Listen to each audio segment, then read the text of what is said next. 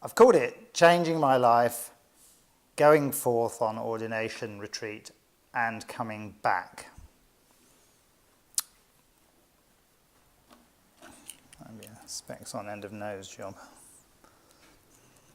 So, unlike many, I didn't come to the Dharma life in response to specific external suffering, sadness associated with death of friends or relatives, which several of my Dharma friends have done, or problems with addiction or reduction in life possibilities due to illness. None of these things. Yes, it's true, I do suffer sometimes from depressive states. Not so much these days. But the real cause, and the one that still continues to some degree, was a realization that was really dawning me on the hollowness of the endlessly turning wheel of life. I just felt a bit empty.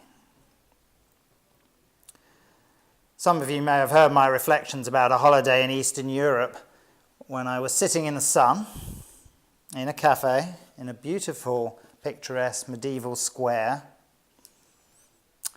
Excellent cappuccino served by a very beautiful Polish waitress, and all was right with the world. Well, no, actually it wasn't. Strong sensation of déjà vu and pointlessness crept over me.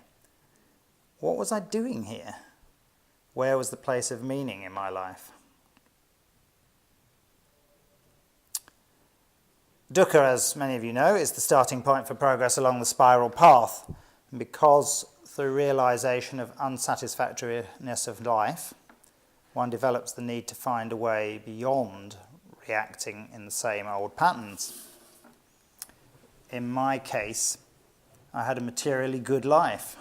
In fact, from some points of view, you could say it was spent partially in the God realm. I have excellent friendships. Several of these people are here today. A very long-standing and happy relationship with my partner. And yet still I felt constricted, trapped in a small self, with no visible way within my usual everyday world of affecting true change. This sense, combined with Shraddha that sees there really is something more beyond my own fabricated self-view, generates a feeling for the Dharma life, even if, in many ways, I didn't really understand what that was. From this came the conclusion that a radical change, something that disturbed my settled lifestyle, would be necessary. But obviously, something in which I could have a good deal of trust, and which promised real experiences of spiritual death and rebirth. Oddly enough, despite having a responsible job, I've always been rather indecisive and prone to procrastination. Yet when it came to asking for ordination and decisions that followed from that, I have been very decisive, to the point of surprising myself and Rachel, my partner. In fact, after all these years of being together, it's very difficult to surprise her, but that completely took her by surprise when I asked for ordination. A good surprise, I think. I'd like to speculate that this is an example of the Dharma niyama impinging on me as a result of positive karmic action. Who knows? So, for those who don't know, and even for those who do, this is my little point where I can put in a little talk about the 5 niyamas, briefly, I hasten to add, but it's always a teaching I found quite interesting. So I'll explain a little bit more about for those less familiar with the term. As we all know, I'm sure, the Buddha explained that all things are conditioned, and that there are natural regularities, or laws that govern the arising of conditions dependent on those that precede them. These are called the 5 niyamas. The first 3 govern the sciences, and the last 2 regulate human activity and the journey, to quote Maitreya Bandhu. To use their Sanskrit, I assume, names, the Uttha niyama deals with interactions of physical inorganic matter. The Bija niyama with organic laws such as biochemical cycles, or that colds give you a runny nose.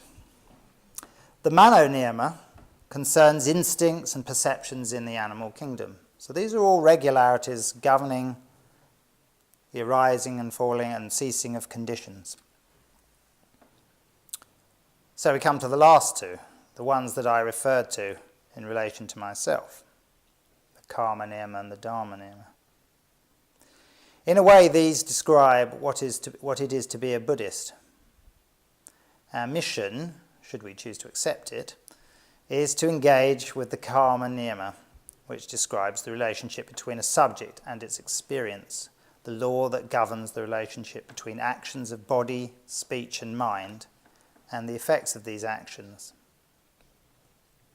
Here lies all our volitional actions, skillful or unskillful, and thus the way we subsequently experience the world. This is the substance of Buddhist practice and what we are working with in our dharmic journeys. So finally we come to the dharma niyama, the most mysterious of these, and here I quote Maitreya Bandhu, who describes the dharma niyama processes as those governing spiritual death and spiritual rebirth. The great transition from self-will to the mystery that lies beyond self-will. Those that come into play when we begin to leave our attachment to ourselves behind. So it's probably the dharma niyama that influences us to come to Buddhism in the first place, to go on retreat, or to confess unskillful actions. It could maybe be described as the higher potential in ourselves and the universe breaking through into our lives. And I speculatively ascribed my uncharacteristic decisiveness on the road to ordination to its effect because of positive karma I had built up in my practice so far.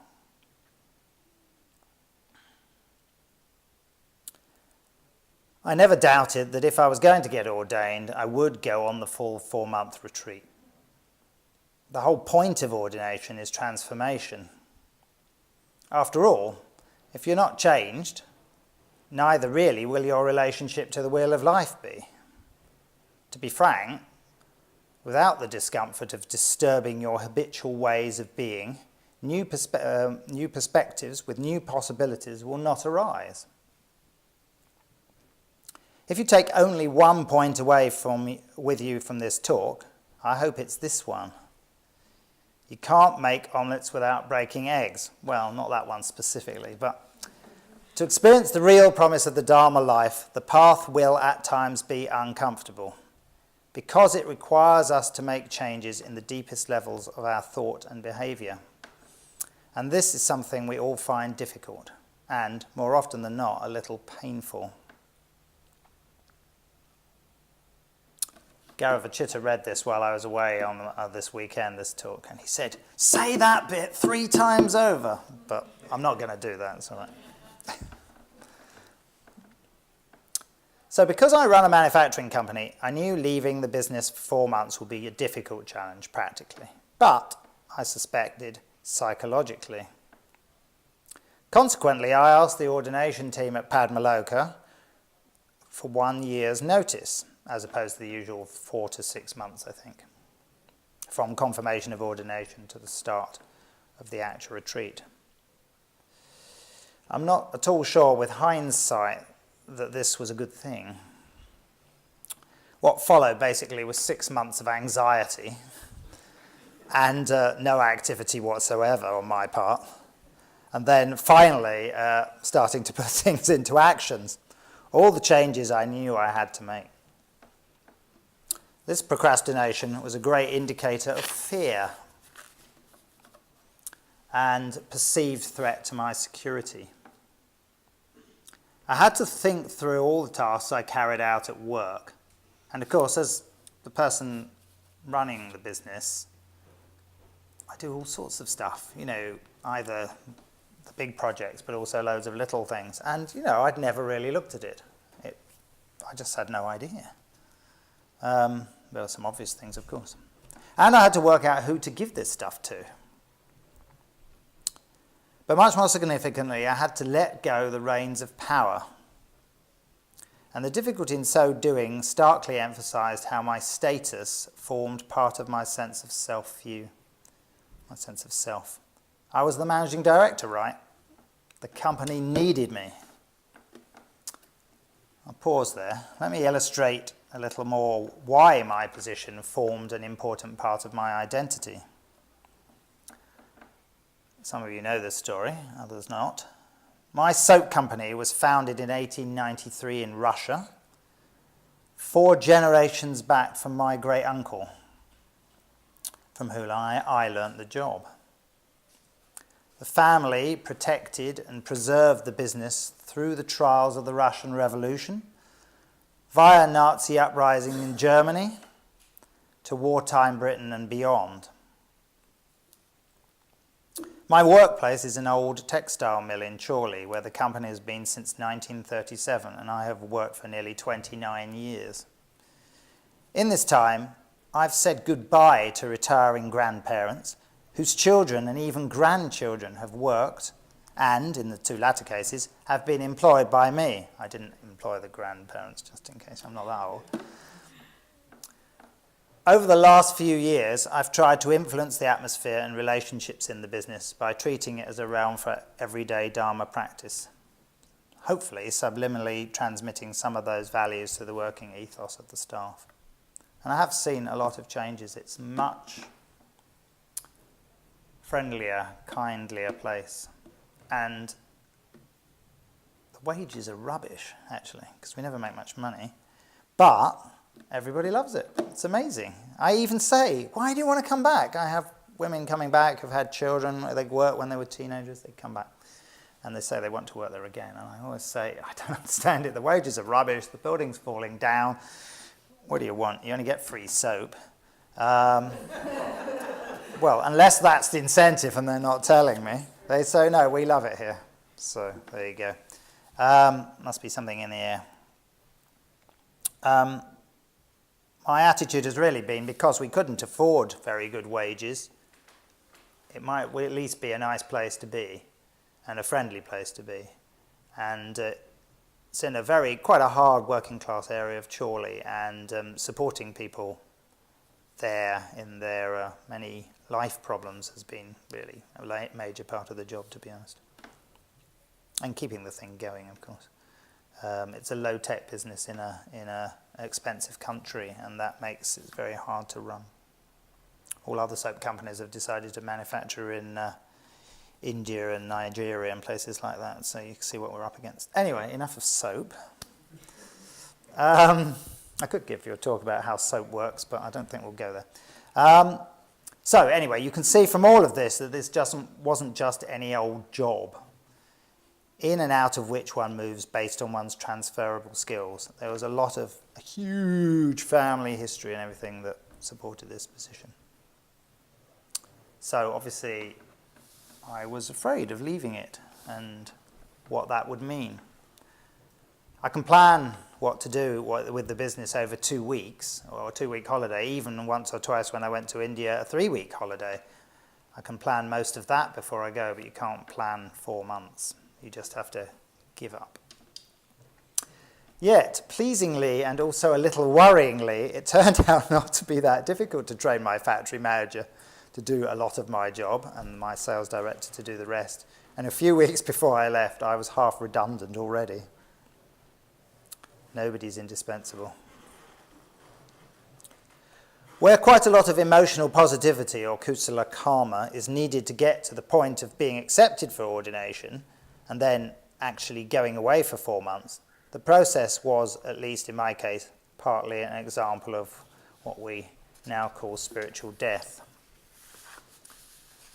I realized that a significant part of my story about myself was based on my need for a secure self-image that somehow embodied the position in society I thought I should occupy, as a result, presumably, of my education and upbringing, my parents' and society's expectations, and my need to be someone.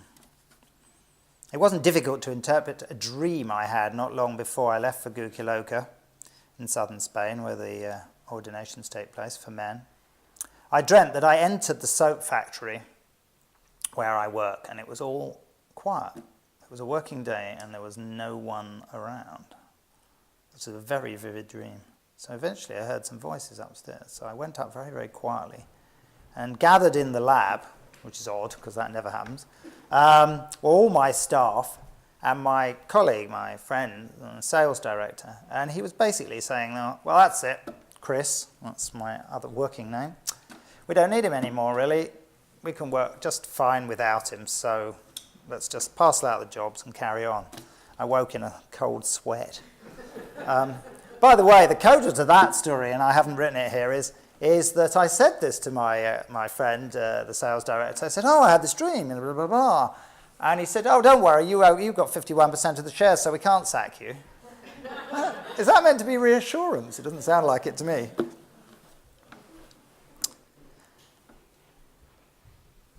As Bhante says, we are just the sum total of our habits, our tendencies to act in a particular way. We need to get out of the habit of being the type of person we are. Breaking the first fetter of habit or belief in self requires becoming a new self, a true individual. This isn't easy to do. If it were, the Dharma life would be easy. It would be a doddle, in fact. So this is why Siddhartha had to, and I say Siddhartha, of course, because he wasn't the Buddha at this time, had to leave his comfortable life behind, to break with the many things that held him mentally and physically constrained to being his habitual self. The tale of the four sights, though probably not historically accurate, is a clear metaphor for the Buddha-to-be's realization that his settled life merely obscured the hard truths that would visit him just like all others are visited by them, and that to break through to a more meaningful reality, he had to change his conditions. In agreeing to be ordained, and even more so in deciding to go on a long ordination retreat with no access to the outside world and all my web of connections, and believe me, this hurt, it really did. I didn't realise how much it was going to hurt, just to put that in a personal note, until I was at Alicante airport, and I rang Rachel on my mobile, what I took to be the last time, and promptly dissolved into tears, which was very embarrassing. When you've lived with somebody for 27, 28 years, it's quite difficult to imagine that you're going to spend 4 months without speaking to them. The bizarre thing was when I got to Gokiloka, they said we could keep our mobile phones for the next day and a half. I didn't know what to do, so I sent her a text saying, I'll text you, but I just can't bear to ring you again. That's too painful. Anyway, it passed. I was, to some extent at least, trying to emulate this vision of the Buddha, to a lesser extent, of course. The Shraddha needed to carry this through can be seen as analogous to the Buddha's foresight, that of the holy man. Mind you, the change in lifestyle and commitment to progress he put himself through is almost beyond conception in comparison with me, of course. The Buddha was clearly an extraordinary person with amazing dedication to see beyond suffering and constraints of samsara. And to achieve this, however strongly doubt or Mara challenged him, and to achieve that, he obviously had complete awareness of each condition, both internal and external, that arose to block his progress, or he developed that at least, and the dedication to replace them with ever more favourable conditions conducive to going beyond the self and become an ever more expansive being. For me, all I could do was set up what I had faith were far more skillful conditions than those that attained in my normal life, however pleasant in samsaric terms they seemed. One of my clearest understandings from Buddhist practice is that we cannot just become a new, more expansive person, as if A led to B, which led to C, in a nice logical Western style. All we can do is bring into being more and more positive conditions, and then combined with Shraddha, confidence, faith in the Dharma, and a certain commitment of energy, more beneficial outcomes will emerge, although we never know what they'll be. Why? Because this is how the law of karma operates. So leaving behind my everyday life for a long ordination retreat was the culmination of setting in train these beneficial conditions.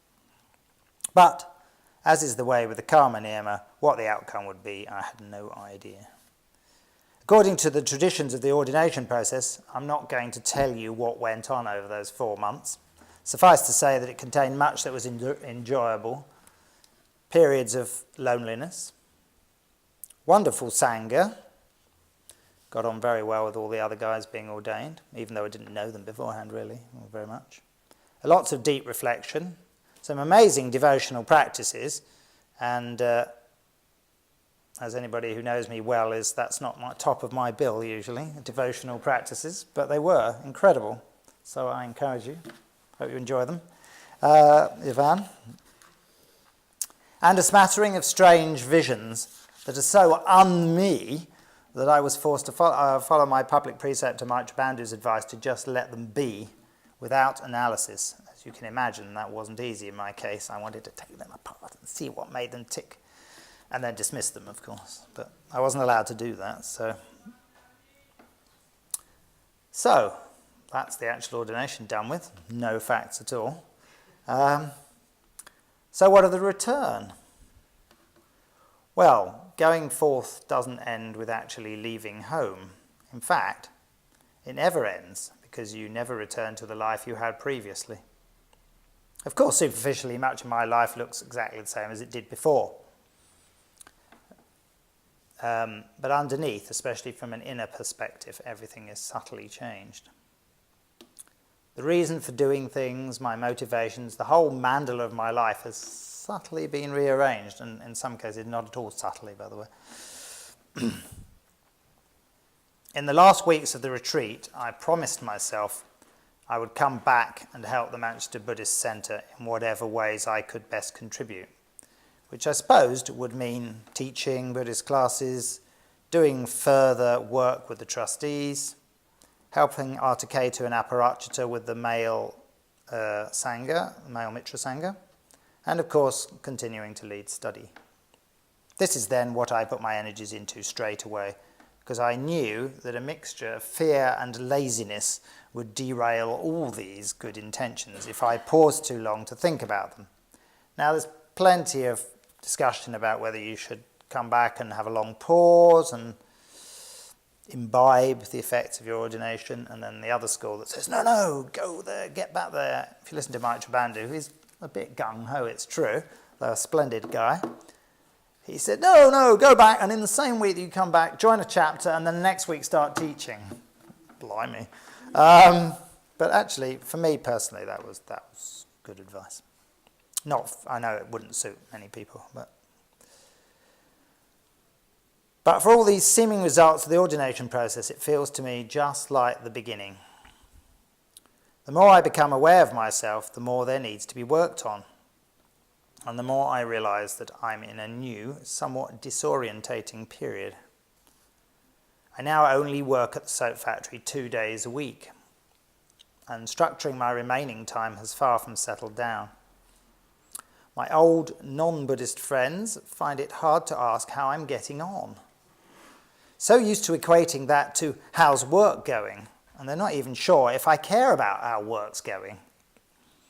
My father's completely lost interest because he thought I was going to be a go-getting businessman. Now, where he got this idea from, I do not know. I was never a go-getting businessman of any sort. But anyway, he kept hoping. And then when I finally said, no, I'm doing 2 days a week, and a lot of more Buddhist activities, he just kind of gave up on me, I think. Still, it stops him nagging me about how the business is doing, so that's good. What do I say I am or I do at all those innumerable parties which I wished I was invited to? It's fine if you go to Buddhist parties, by the way. They don't ask you questions like that. But if you go to parties from your old friends, they ask you questions like that. But now they don't know what to ask. Just supposing I actually have this exciting social life. So, jump there. So basically, I have now practicing surrendering to an unknown future in many ways, and believe it or not, it's not that comfortable. So that's the end, really. I just want to say there that I'm a planner, really. especially like Rachel. Rachel's even more of a planner. But I'd like things to be just so worked out, planned far ahead, and none of it works now, really. I just don't really know what's happening. It's a really interesting state. I'm far more relaxed about my work, but on the other hand, I just don't know where it's all going. But it all feels very positive so far. And we'll see what happens next. That's it.